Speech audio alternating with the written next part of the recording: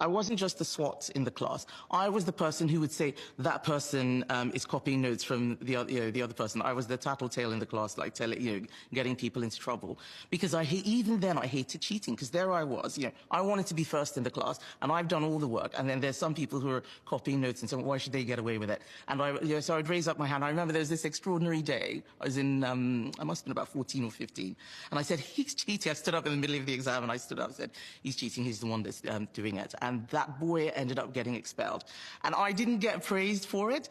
And I was a relatively popular kid at school. And he said, why did you do that? Why would you do that? And I said, because he was doing the wrong thing. And someone said, you don't belong here.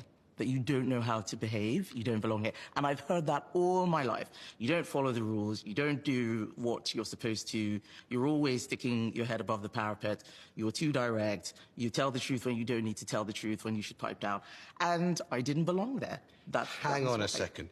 So you're 14 years old, and in the middle of an exam... 14, 15. 14 or 15, you see a boy cheating. In the middle of an exam, in the middle of an exam hall, you stand up and you snitch on this kid who's cheating, who ends up getting expelled. Yes. No wonder you're so unpopular back at school. You sound really annoying. I was. Do you know what?